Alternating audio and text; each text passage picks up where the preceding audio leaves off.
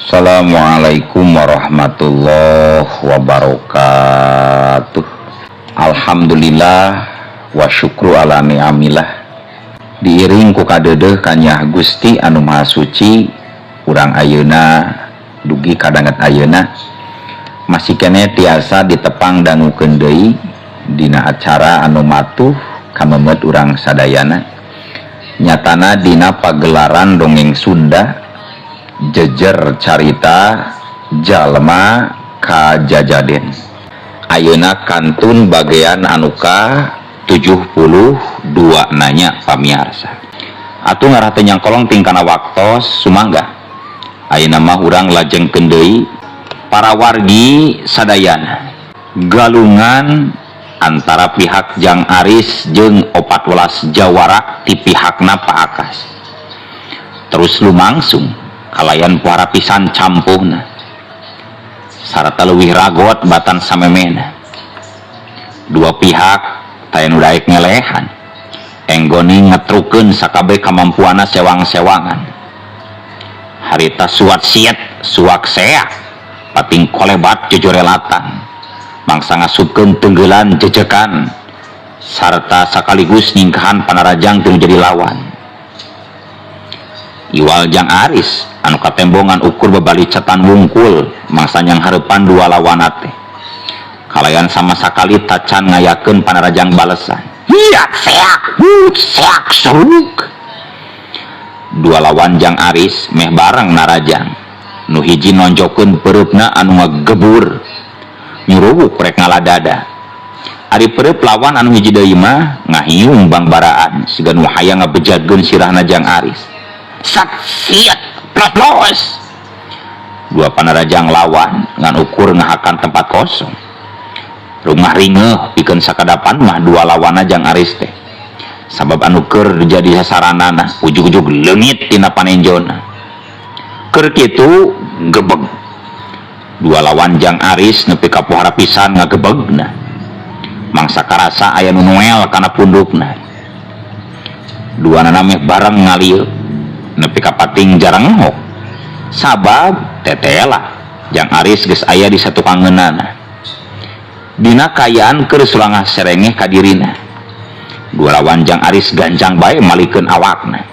Tapi karek marek garerak Jang Aris kaburu ngasupkeun tenggeulan anu patutur sarta pohara pisan cepetna kana dua tonggong lawan.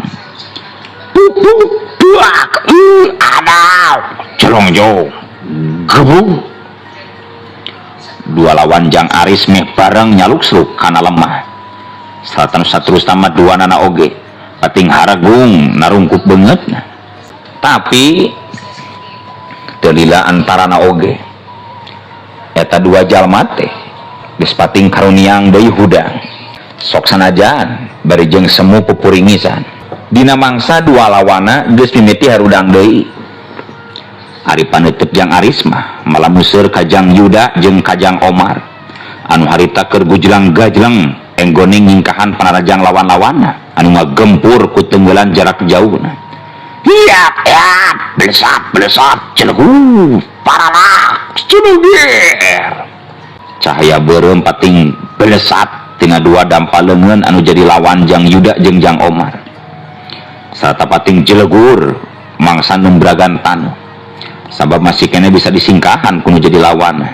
Mantong bebalicatan wungkul lawan damaraneh oge ayeuna mah geus bisa sok lawan jorowokna Jang Aris ditujukeun ka Jang Omar jeung Jang Yuda.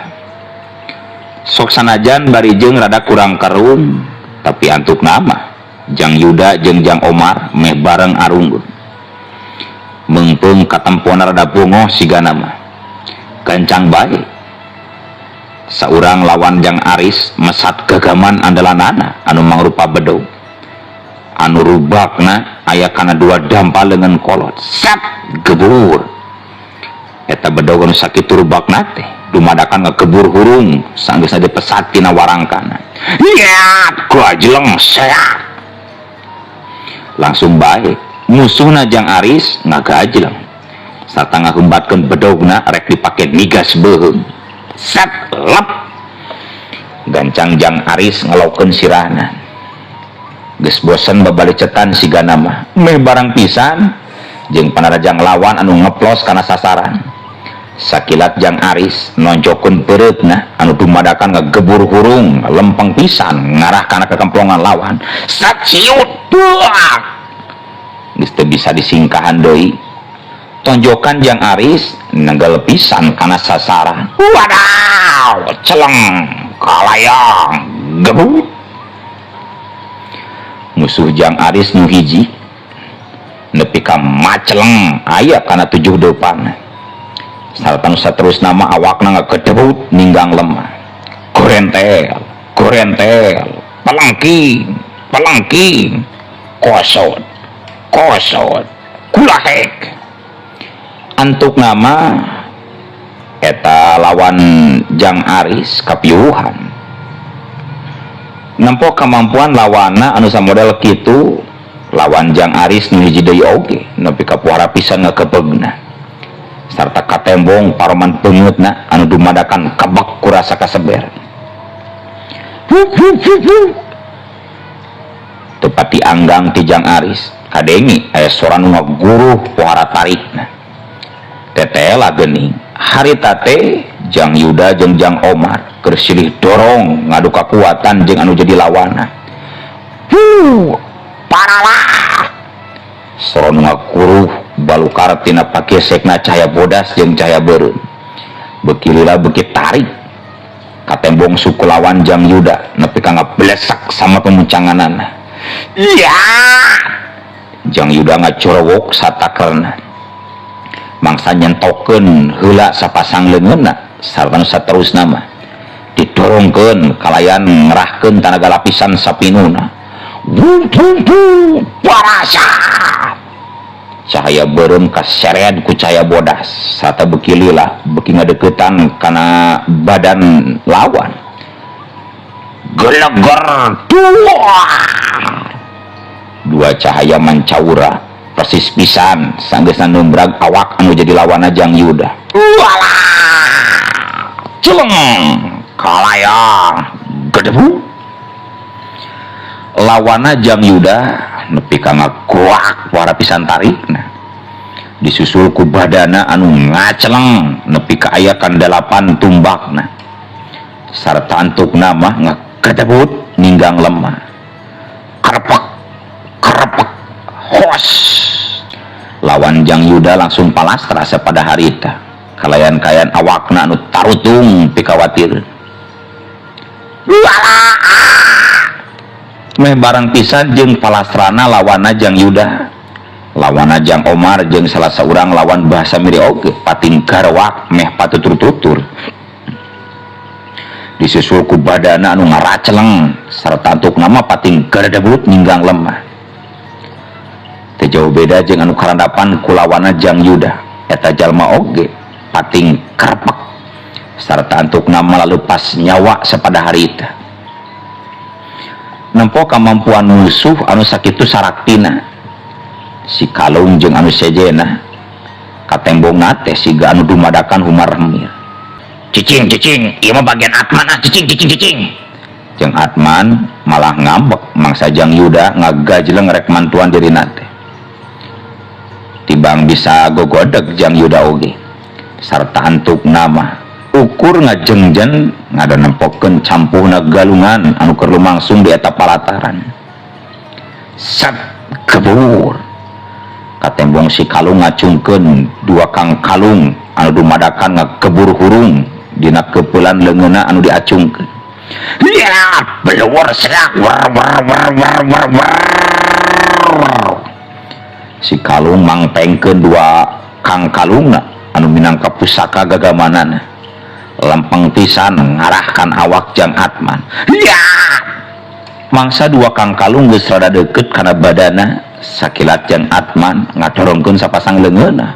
Purinyai berasat tina dua dampal leungeun Jang Atman ngapelesat dua cahaya bodas matag pating selebarna dua kang kalung anu dibaledogeun ku nu jadi lawanna. Sabu culuger paralah geleger dua pusaka si Kalung nepi ka ancur sapada harita sarta nimbulkeun sorak anu pohara pisan tarikna. Kacida ngarenjagna si Kalung oge nempok kitu mah. Sarta teuing sadar teuing henteu. Sukuna undur-unduran aya kana sabaraha lengkahna. Tetela lain si Kalung bungkul anu undur-unduran kitu teh. Dalah lawan-lawan Jang Aris jeung anu sejenna oge sarua undur-unduran. Hehe, maju sia kehet, maju sia kolot cologog maju. Jang Atman tutunjukkan jadi lawan. Ari si Kalung jeung anu sejenna malah rungah-ringeuh sarta silih reret jeung balad-baladna. Aya nu datang deui geuning euy, anu datang deui. Basa miri ngajorowok dibarengan ku tutunjuk maksa ka tembong aya puluhan cahaya beureum anu pating pelesat sarta pasusul di awang-awang. Bantuan geus datang euy, geus datang, bantuan bantuan.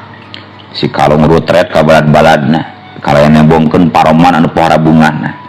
Ayeuna mah bagian Mbah Samiri jeung 10 santri anu katembong alun-alun teh iwal Jang Aris wungkul anu teu kungsi ngejat tina tempat nangtungna. Seot jelek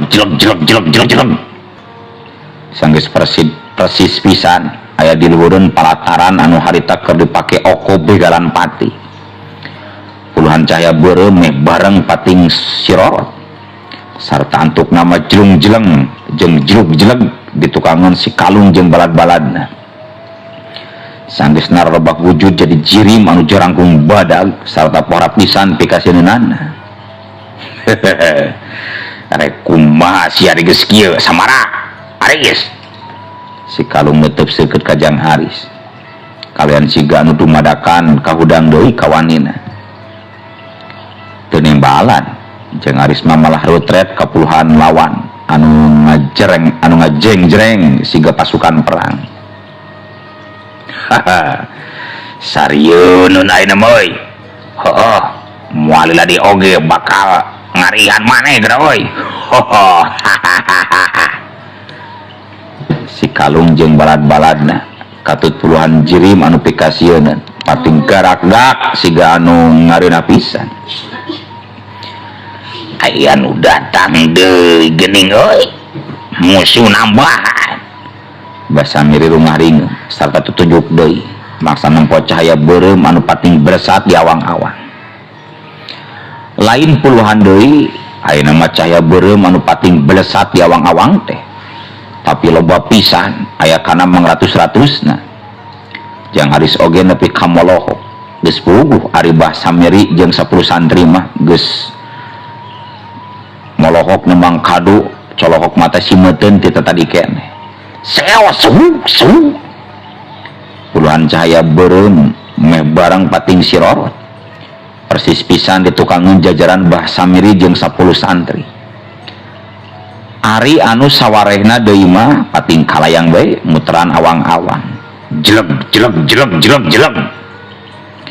Antuk nama eta puluhan cahaya beureum teh robah wujud jadi lalaki anu kaleker tur jarangkung badak sarta kabeh oge geus samata ku pakarang. Puluhan jirim ngajrega kalayan pohara pisan garagahna.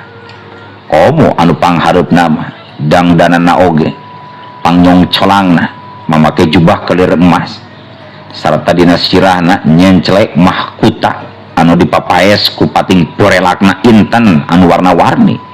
Rajana siga nama eta mah Mbah Samiri jeung 10 urang santri sanajan siga nu sieun oge kabehanana meh bareng maralikeun awakna sarta langsung bae nyokot sikep anu sayaga.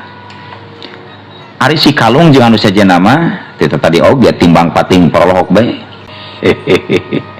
Tenang kaula mah aya di pihak aranjeun sing tenang bah barudak sing tenang cek jirim anu dangdananana ala raja timbang karerung Mbah Samiri jeung 10 urang santri mah mangsa eta jirim ngomong kitu teh ret eta raja ngalieu ka tukangeunana teu lila antarana ti tukangeun barisan pating kurunyung 2 laki anu pohara garagana kalayan duana oge make pakaian prajurit anu sarua.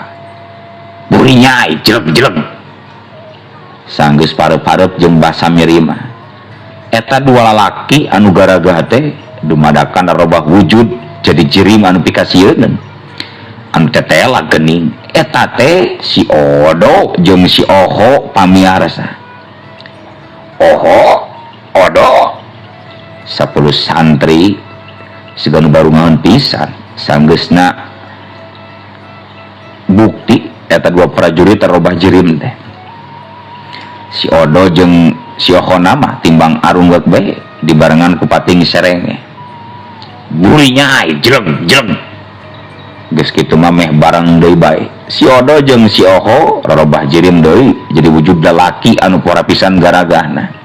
Anu mana anu ngaran Raden Aris teh Odo eta raja netep ka si Odo. Anu itu Kanjeng Prabu. Si Odo langsung nunjuk ka Jang Aris anu harita masih kene ngajengjen dina tempatna.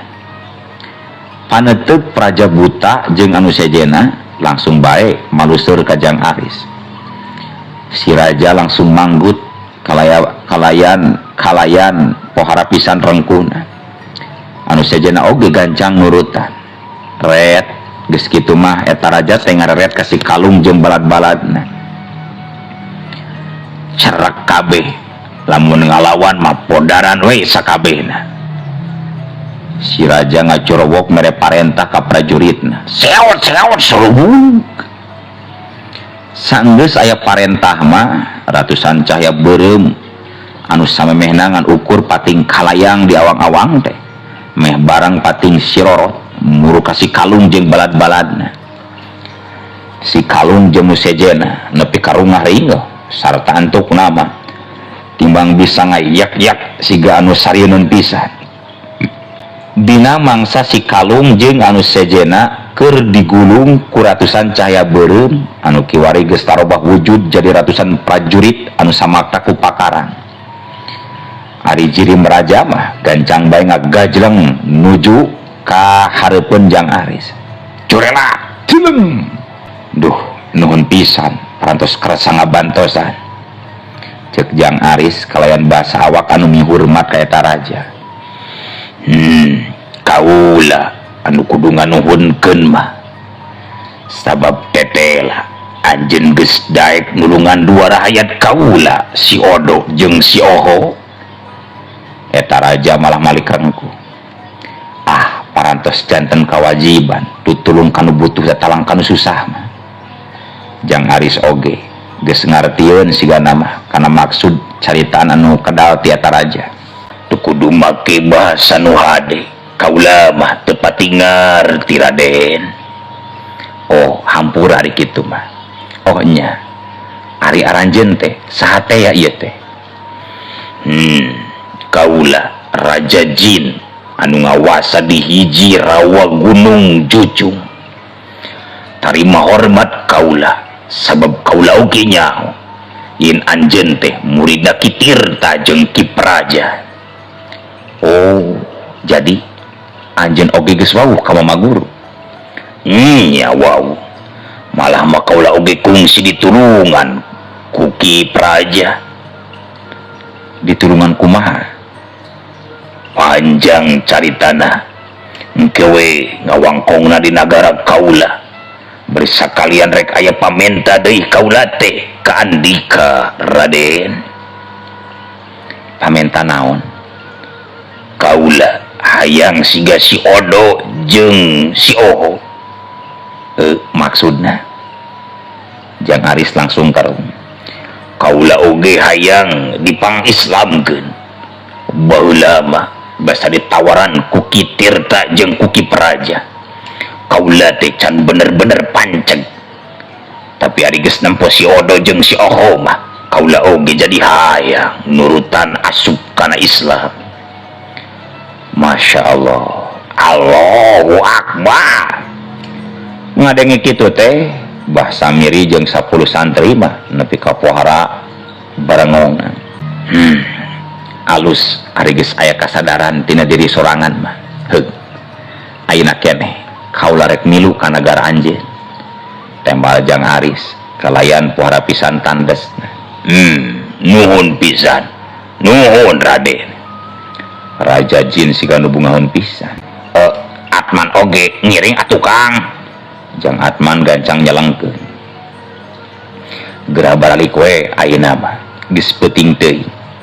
Engke lamun geus aya waktu anu rene urang ngahajar ulin. Asik euy, asik. Jang Ahmad nepi ka surak siga nu bungaheun pisan. Timbang nyerenge Jang Aris mah nempo kitu teh. Ari bangsa manusia anu kacerak rek dikumahakeun itu Raden.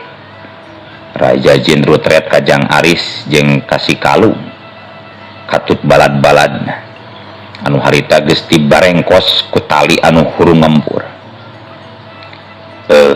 Bade dikumahakeun nya Bah saena Bah, cek Jang Aris malatumanya ka Bah Samiri. Nya bawa we ka nagara anjeun Jin. Rek dijieun sate oge daraya dagingan ieu cerangkung badan, cek Bah Samiri. Embung ampun lepaskeun si kalung jeung balad-baladna teh serikna marewe mangsa Bah Samiri ngomong kitu teh. Aya kasieun geuningan sia teh. Aya kasarieun oge geuningan saria teh deuleu. Bah Samiri mah malah cacalakatakan siga nu geunah pisan. Nya bawa heula we kabeh ka nagara anjeun Jin. Susuganan ari geus dibawa ka nagara Jin mah darekeun tarobat eta jalma jarahat teh, cek Jang Aris. Heuh. Ari kahayang Raden kitu mah heuh. Eta mangkluk rek dibawa ku kaula sakabeh. Hei, para prajurit, bawa eta tawanan kabeh ka karajaan. Tembal eta Raja Jin. Kitu nate bari ditungtungan ku ngacurowok mere parentah ka ratusan prajurit. Garawak purinyai pelesat. Walah, ampun. Geus kitu mah langsung bae ratusan prajurit pating belesat be. Mawa si kalung jeung balad-baladna anu pating garawak awahing ku kasieunna. Ret Raja Jin ngareret kasih odo jeung kapuluhan prajurit anu sejena anu harita masih kene ngajrega di eta palataran. Geus ayeuna mah gerah baralik we. Mangga Kanjeng Prabu, mangga sararea rampak nembalan. Punyai pelesat. Geus kitu mah gancang bae si odo jeung nu sejena rarobah wujud jadi cahaya beun. Sarta nu saterusna mah pating pelesat nyusul ratusan cahaya beureum anu mawa si kalung jeung balad-baladna. So nyekelan kana leungeun kaula Raden. Raja Jin ngasongkeun leungeunna ka Jang Aris. Teu kungsi nembalan, Jang Aris gancang ngaguku. Lamun emak jeung bapak nanyakeun mah bejakeun kumaha we nya. Jang Aris rutret ka 10 urang santri. Ari layon-layon anu itu kedah dikumahakeun Jang. Bah Samiri itu tunjuk kanu pating jaloprak kalayan paroman beungeut siga nu bingung.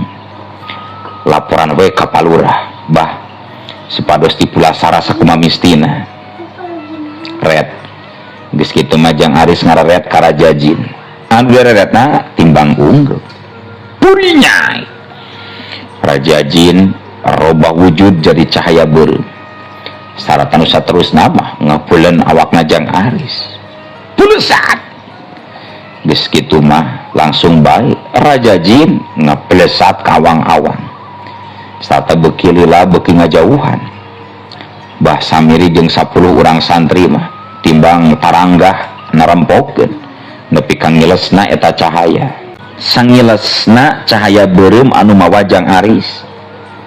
Bah Samiri jeung 10 urang santri mah gura-giru bae ngaroris tilu jalma anu jadi korban balukar tina galungan anu samemehna lumangsung di eta patempatan nepi ka pating birigidi kabeh oge.